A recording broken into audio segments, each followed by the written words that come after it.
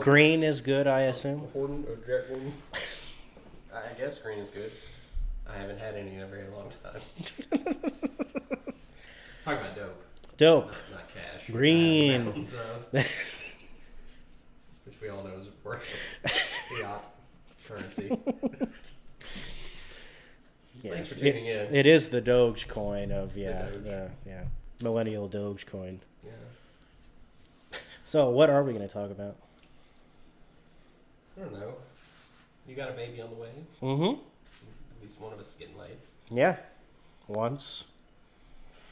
You know. Only takes once. Well, as you know, I'm recently divorced, so I'm not hitting previous year's numbers, as we say in the stock market trade, which I have, as our viewer knows. No, I want to be very serious. You go first. About? What do you think the ramifications of the theological underpinnings of the prodigal son story? The atomic number of zinc is Now, see, I 30. try to steer it towards something real. This is what happens. You make a joke out of it. This is why I don't get serious. Well, do I really do that? It's all right, though. You have my apologies. I'm really just upset that your microphone is so much bigger. God just made me into an alpha male. God had to teach you how to be an alpha male to endure this podcast. You were just blessed from He knit me together in my mother's womb. There it was. He was knitting you. Encoded right there. Alpha, Big Mike. Big Matt. Big Matt. Well, Big Mike is what I was. Yeah, no, I got it. It's very clever. Okay. I tried to pick my friend Michael up and hold him over my head, and then there was a big mic drop. Big mic drop. I hope my restless leg is not being picked up. It probably is. It's probably shaking the camera. Why, regardless of what phenomenon is happening outside the conversation, why not just make me feel better for a second? I hope it's not this. Well, it's probably that.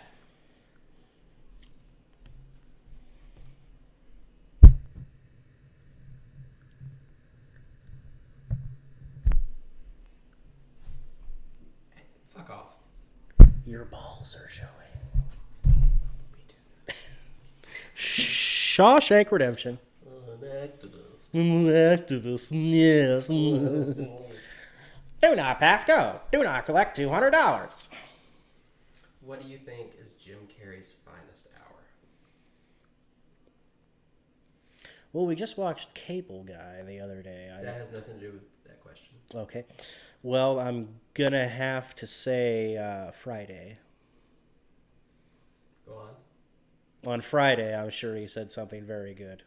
Not the movie Friday. Not the movie. No, not the movie. He's not in Friday. I don't know if you knew. Water on that damn shit. That damn shit? I don't know if you knew that or not, but he's not in that movie. I did know that. No, I'm sorry. Go ahead with your non sequitur and then eventually get to what you think Jim Carrey's finest hour is. Well, I want to say the original Ace Ventura. But you were about to say Cable Guy for some reason. Well, because I think it's more of a recency bias thing. But I think he was able to do that beforehand. So, I think he achieved greatness before Cable Guy. Like, you wouldn't have Cable Guy without Ace Ventura. Now, is that what makes it their finest hour, though? That's a good question. I don't know. Do you have an answer, or did you just ask? I did just ask.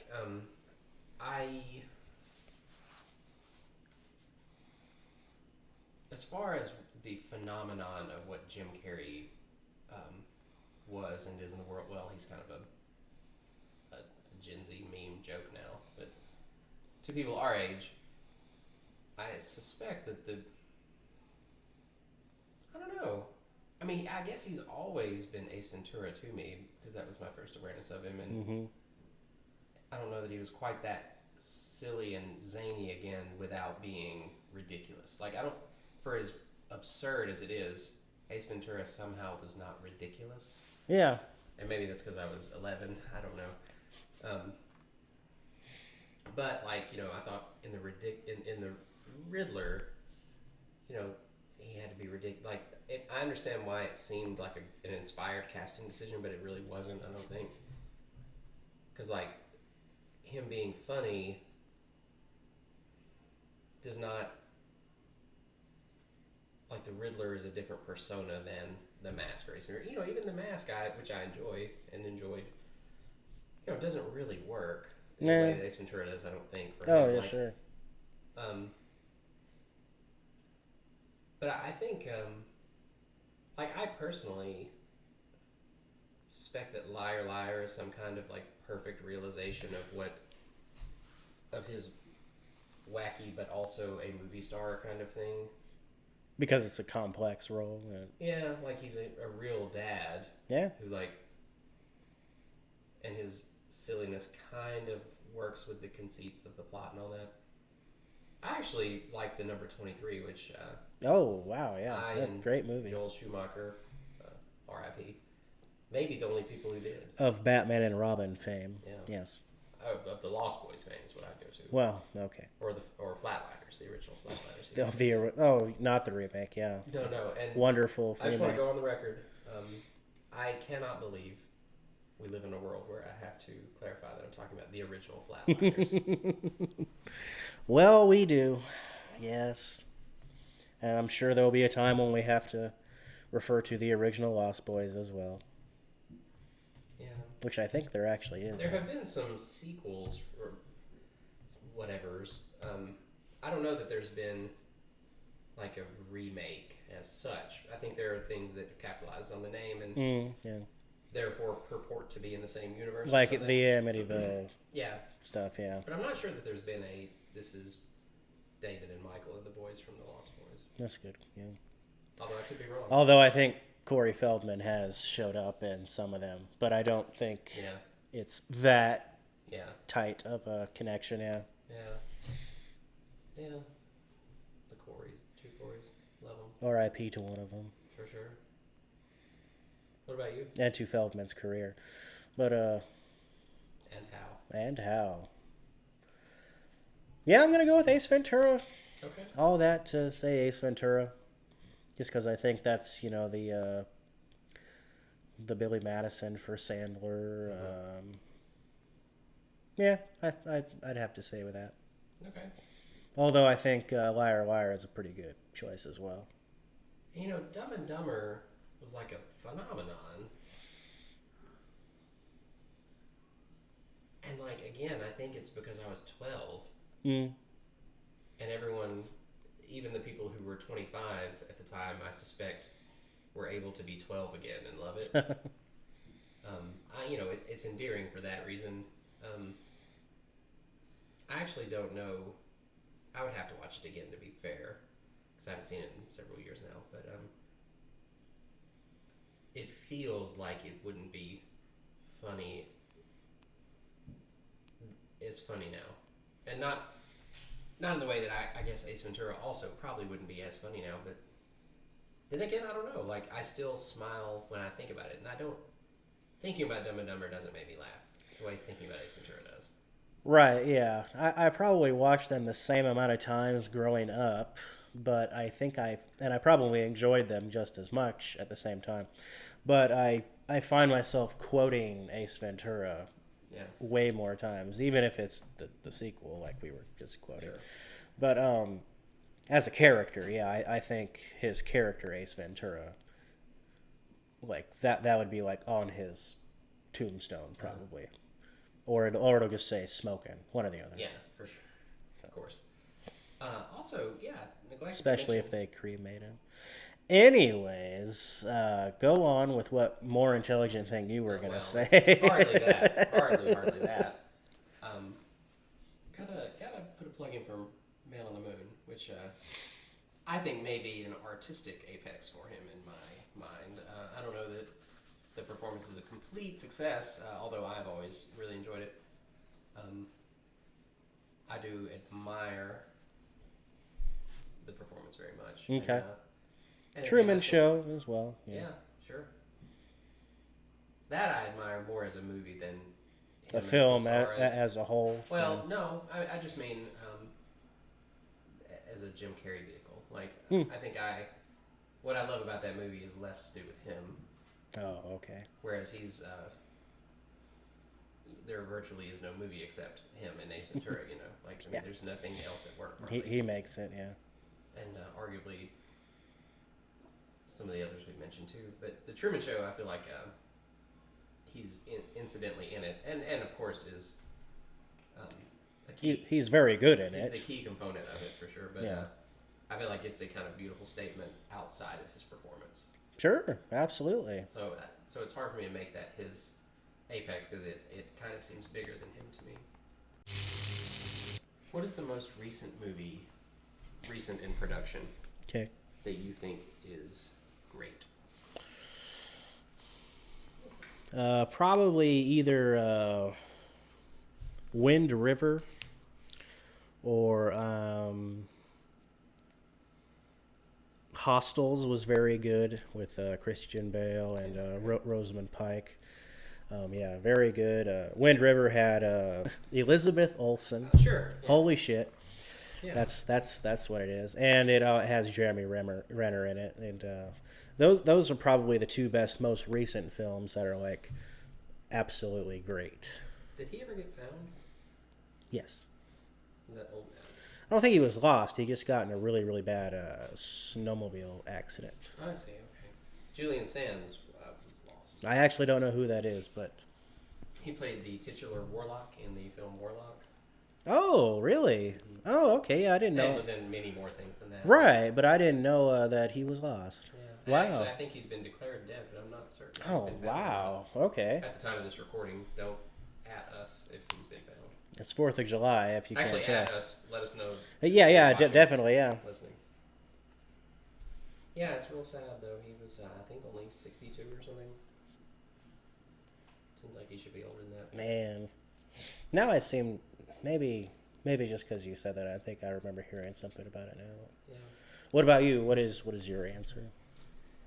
Well, as you know, as a cinephile and a pop culture junkie, I have to confess that I'm pretty trapped in the 20th century still, and the recency of my film viewing is a gaping hole, for which I can only apologize, immensely. And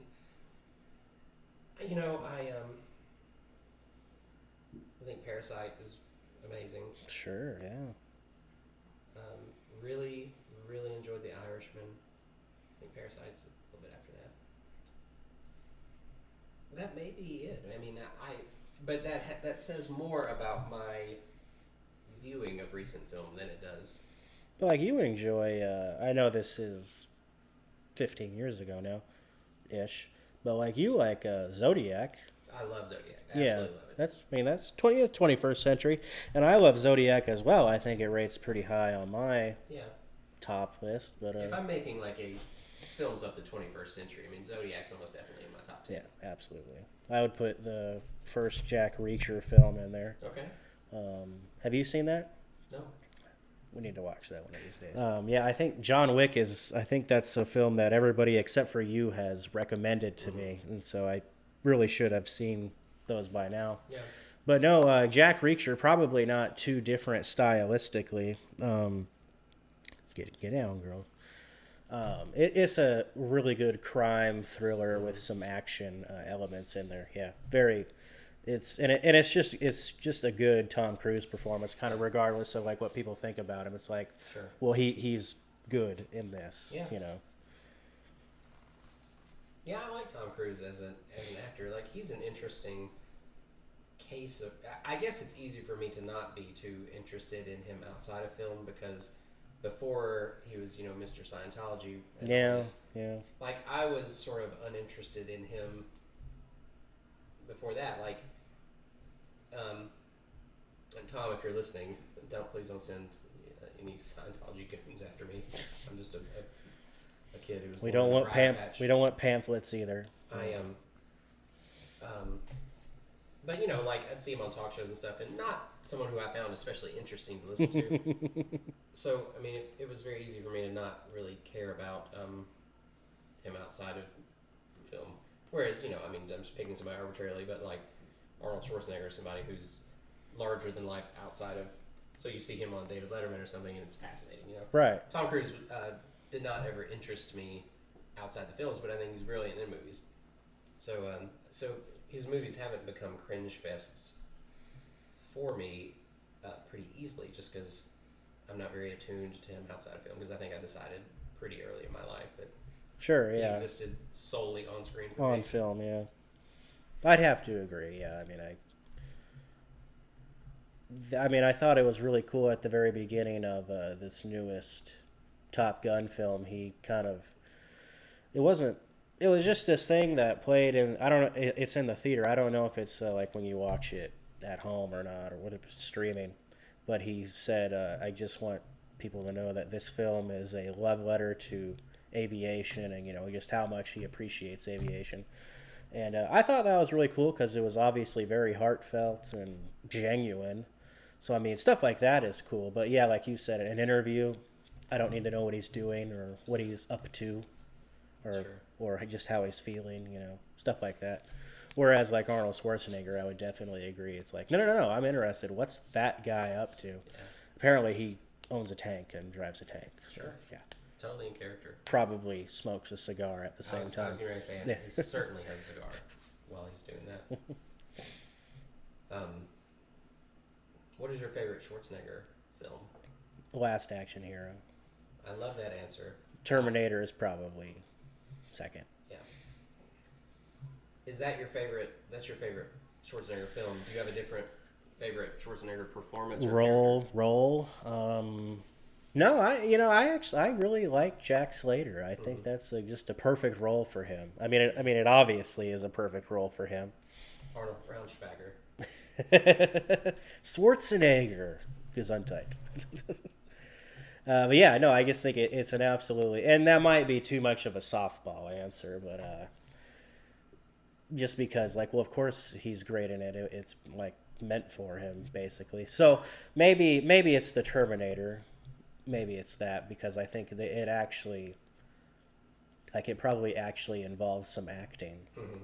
I'll say that. That's probably what I'll go with. Yeah. You? The Terminator is far and away my favorite film of his because it's one of my absolute favorite films of all time. Sure, like, sure.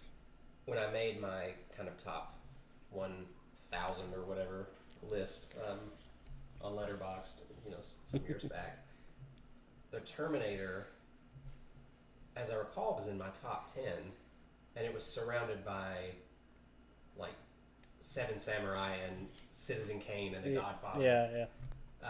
And then the Terminator was, in there, and I stand by that. I think it's just a supreme piece of movie making, and I think one of the most important pop culture artifacts of the 1980s for sure.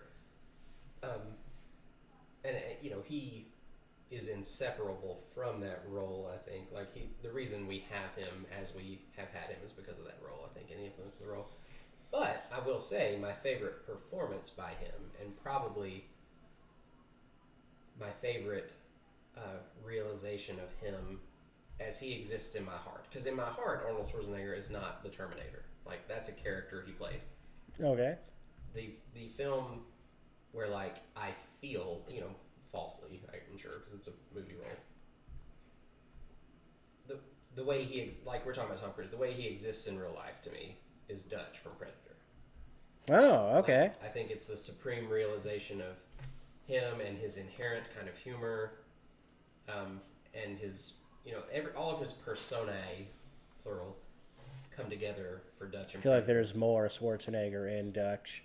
Yeah, but also I just think it's like stunningly realized. Like, it's just a beautiful character. And the Terminator. I mean, he's for as much as I'm sure he's doing some performance thing that we take for granted. I mean, he's just a lumbering, machine man. So he's built for that perfectly and doesn't have to emote.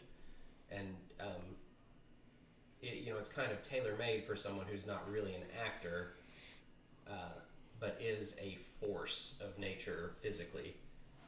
I mean, it's kind of the perfect role for that. And my feeling is that in 1984, that's really you watch Pumping Iron, and he obviously has some charisma and has a lot of Yeah, personality. yeah. But in the Terminator, he's no Olivier to be sure, and but I think that role perfectly asked him not to do the things that he wasn't equipped to do, and then allowed him to do the things he was naturally capable of doing. Absolutely.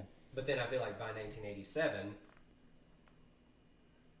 I feel like he had really become a pretty three-dimensional actor in what I would say is a pretty profound way. And you get traces of that. John Matrix and Commando, I think, it's definitely we're heading in the direction of what would become Dutch. I just think Predator is a staggering movie, and so that's probably my favorite Schwarzenegger identity. Do you think there is a Predator without Commando? I think the movie probably exists. I don't know that Schwarzenegger's the guy. And Okay. I think Commando, It needed to happen. like the Terminator, made him an icon of the era. And then Commando was like, okay, so this is the path we're taking. Okay. One man against, the super soldier. The Rambo effect, yeah. Like, well, the flip side of the Rambo, because Rambo. Oh, it's about the dark side, whereas Commando is about the glorification of. Well, I wasn't even. That's deeper than even what I Oh, was gonna okay. say. Sure. But but what I mean by that is like Rambo emerges as an icon at the same time, and so Schwarzenegger carves out a different super soldier niche. Okay.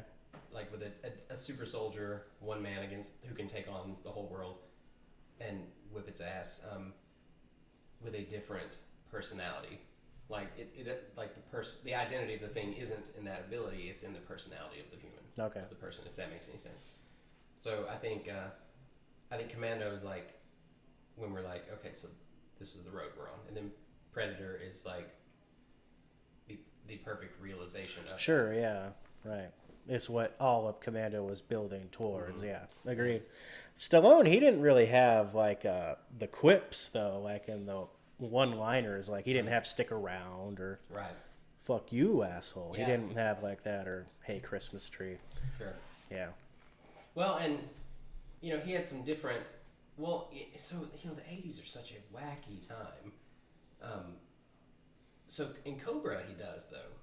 That's true. Yeah. So, like, You're the disease, I'm the cure. Which it strikes me as like, the cocaine fueled '80s, like what works in this. Everybody's borrowing from everybody else's formula, and like, so something like First Blood, which I think is a really genuinely beautiful film with obviously a profoundly stated message. I think the message is certainly worth thinking about, but like stated very profoundly and intentionally, and then not a humorous character to be sure, John Rambo in First Blood, and then in Rambo First Blood Part 2, the kind of the humanity of First Blood kind of takes a back seat. Like it's still in there, but it's much more about the action. Like so that movie comes out in 1985, the same year as Commando, which is the year that I think the action movie as we know it is born. And I think those two movies are probably the two fountainheads from which the genre sprang. Yeah, it's only 2 years later you get like Lethal Weapon. Yeah, that's right. Yeah. And there were 48 Hours. I mean, there were action movies before that. Even the French Connection or something going all the way back. Well, there's even Beverly Hills Cop. Sure, for sure. Great call. I mean, that's in there too, and that's 84. But I think the action movie, which is, as opposed to those, which are like urban cop movies, like the action movie as vehicle for the soldier. The militaristic. Really comes into its own in 85, I think. And then Predator, again, I think is some kind of ultimate realization of that. And all these movies are kind of meditations on the war in Vietnam and all that. We'll probably save that for another episode. We'd have to go on and on. Yeah, right. I don't even remember initially where I was headed with that, but the quips and everything, like, so Stallone, who I don't think had a very humorous character in the decade between Rocky and Cobra. Now he's in his monotone, very kind of ascetic, somber character, but he just throws out these. And it weirdly, I guess, kind of worked in that moment. It would never work now, and it could cringe. It could make you cringe probably if you didn't have a context for 1986. But that was like what audiences came to expect. And actually, the only things in Predator that I find to be flaws at all have to do with that. Have to do with what feels like studio heads shoehorning things in, or it may not have been. It may have been Arnold, like in a lot of his movies, in Commando, Predator for sure. There are several things that harken back to the Terminator. Like in Commando, he says, "I'll be back, Bennett." Yeah. Which is a conscious, but there are other lines throughout them that feel like that's the "fuck you, asshole." Yeah, that's right. And so you think that kind of takes you out of the character a little bit? Well, no, but again, I think because I was a kid in the '80s. So that was like what we got high off of. Like the audiences like cheered at those. They were getting those references. Sure. Yeah. And it was kind of letting the audience in on. It was winking at the audience, like this is the guy who played the Terminator. You're in on this joke with us, yeah. Now we don't do that. Now every movie is kind of a self-contained universe and all this stuff. And if it isn't, it's part of a greater deal. But it's not like this. I think it seems like we were figuring out what was special about Schwarzenegger, and like "I'll be back" caught on as a tagline that everybody was saying and everybody was identifying with. So it seemed logical that would be his phrase he said in all the movies, because in the '80s you did that. You had like a tagline that was you as an actor. I mean it's like if they found a way to put "Go ahead, make my day" and other stuff or whatever. So yeah, and that ultimately wasn't what was special about Arnold, and that stuff starts to fade away, and it culminates in Last Action Hero, which is totally self-aware, of course. Yeah. Is that 93 or 4? 93, yeah. 3, yeah. But Stallone, I will say, he has his quip moment in Tango and Cash with Kurt Russell. If you've never seen that, we absolutely have to watch it. No, I actually have not seen that one, which is funny because I'm a huge Kurt Russell fan, and I even like Stallone. It's a fascinating movie, and I think a great 80s action movie. And a fun fact, I happen to know, it was the last movie released in the 1980s. Is that right? It was released in like December 26th or something, 1989. Just so it could get into the Academy. Yeah, get in Oscar time, yeah. But hilarious. It's what the 90s, the Lethal Weapon sequels, and with the kind of as many laughs as action moments, and finding the balance, like that something like Cobra had kind of more precariously tried to do, or something, and even Predator, which, all the jokes and all the silliness, they quickly subside once the alien becomes a player in the game. Sure, yeah. Other than just a watcher. But yeah, the 80s, it feels like there was a lot of that, like figuring out what works and what doesn't work, and famously or infamously, non-creative people tend to think it's generic factors instead of like the particularly complex goulash that cooks together to make something work. Like, in Lolita, Peter Sellers played multiple roles. Lolita was a hit, so in order to get Dr. Strangelove bankrolled, Kubrick had to like get Peter Sellers to play multiple roles. Yeah. Because somebody who greenlit movies thought that was what made Lolita a success, Not the direction or the acting or the story, yeah. Right. So those kind of things happen. What is your favorite Lethal Weapon, since we brought that up? You have mine's 2, I'll say that. 2 is very, very good. 2 probably is the best one.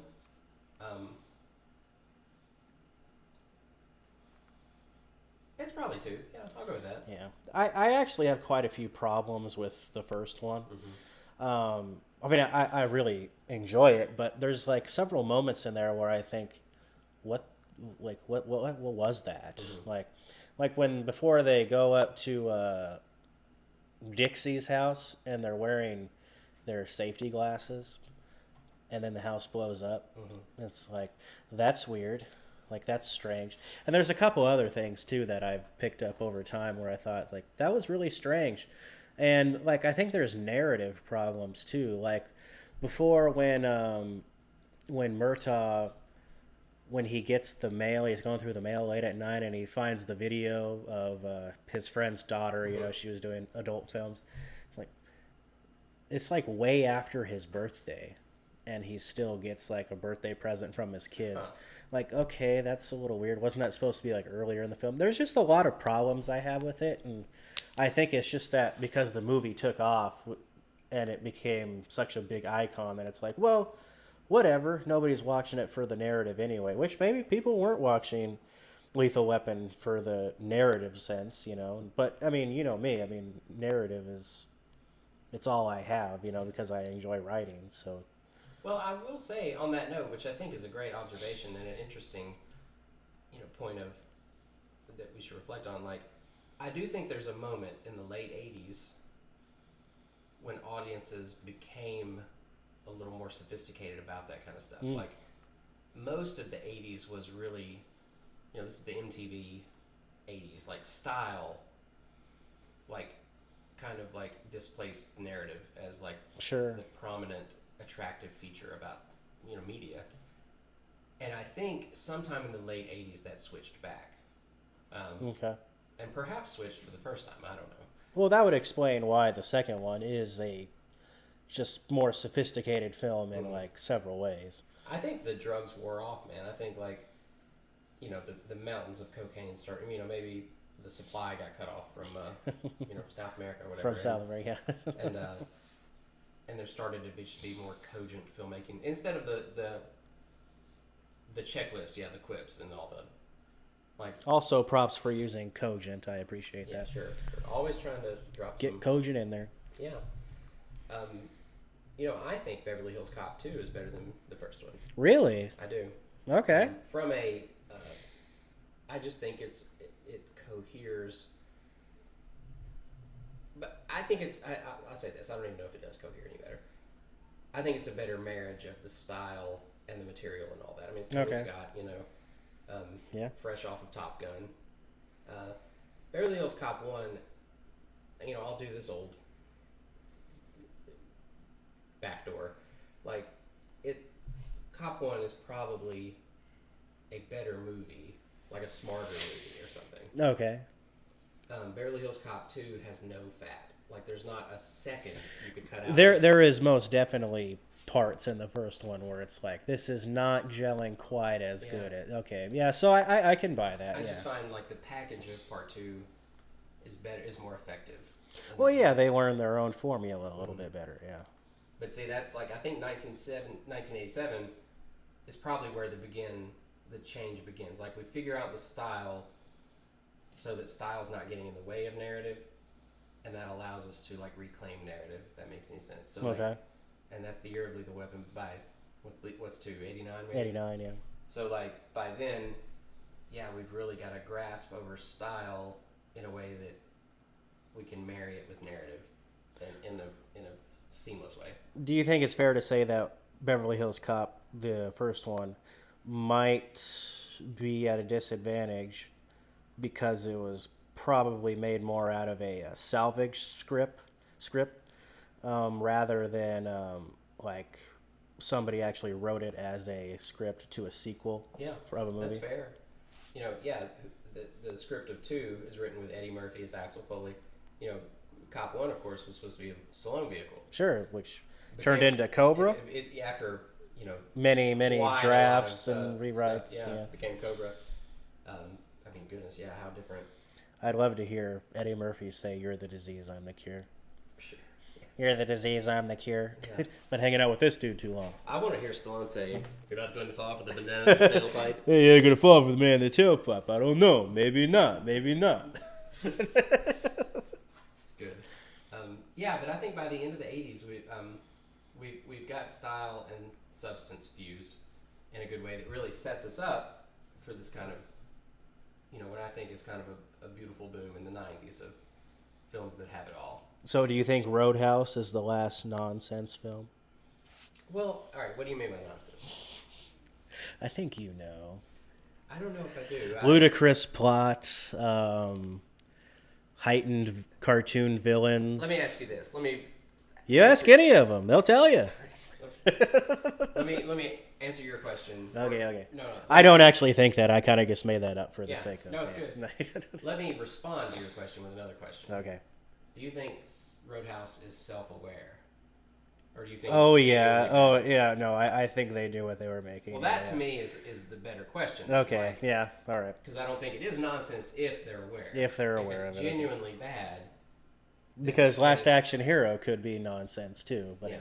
but it's not because Right. it's aware. Yeah. Yeah, it actually was too smart. Yeah, right. For its people at the time. Roadhouse, I don't think they're setting out to subvert anything. I think they were just making a conventional '80s movie, but I think they knew that the tenets of these '80s movies we're turning out are horseshit, and let's have fun with it. Sure, yeah. In the Let's let in the a mullet. Steven Seagal way, or something. Right, yeah. Yeah. So, I mean, that's my quick answer on Roadhouse. I think it is made by people who know these conventions are silly, but that in that silliness is an inherent fun. I think that works. I don't think it's written as parody or anything, but it's clear that it's taken seriously enough that we make a movie with good performances and something of a story. We give it all we've got, but we're aware that this is not high art. Well, when it is meant to just be a good time, Yeah. too. Yeah, I think it is that. Yeah, and most definitely. Yeah. A polar bear fell on me.